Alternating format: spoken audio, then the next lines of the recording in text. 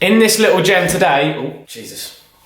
Good start. In this little gem today, I'm going to be telling you how much protein you need to eat each day and why. And before I dive into the plethora of benefits that a high protein diet has, I would like to highlight that most of you who are into resistance training or any form of training are in it to maintain or improve your body composition. And so I can't stress strongly enough that if you aren't getting adequate amounts of protein into your diet in conjunction with the amount and intensity that you train, you will not be able to do that. Or at least you will struggle a lot. I guess it's kind of like going to Disneyland but not being allowed on the rides. I thought that was pretty good. And I'm going to start off by talking about two things. Muscle protein synthesis, muscle protein degradation. Muscle protein synthesis being the building of muscle, building of tissue. Muscle protein degradation being the breaking down of muscle, breaking down of tissue. And so if we take an individual who's training 4, 5, 6, maybe even 7 times a week, going full fucking pelt in the gym and exposing their muscles to high amounts of stress. If that person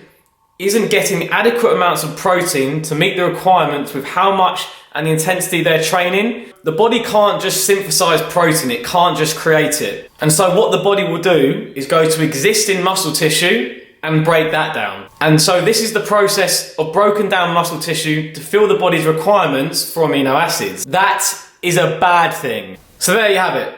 Muscle protein synthesis, good.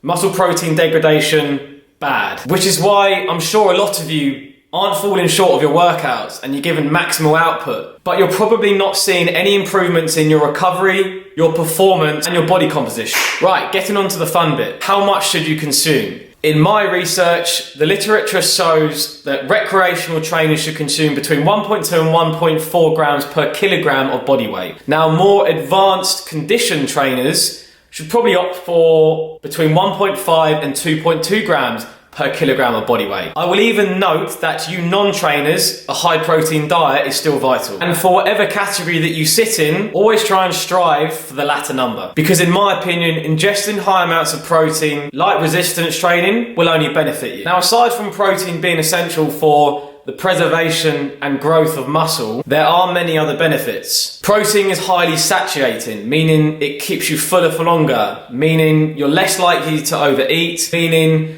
you're more likely to adhere to a calorie deficit. High levels of protein has also been shown to prevent the onset of muscle and bone deficiencies such as sarcopenia and osteoporosis. Protein itself has a very high thermic effect. In fact, 30% of protein calories is spent through digestion food. So when we look at protein as a unit of energy, where it is 4 calories per gram, technically it has a unit of energy of 2.8 calories per gram. Win, win, fucking win. Lastly, I would like to illuminate that protein doesn't get stored in the body. In fact, extra protein can be quite beneficial and is converted to carbohydrates for the body to act as fuel when needed. Basically, not getting enough protein is very detrimental to your progress.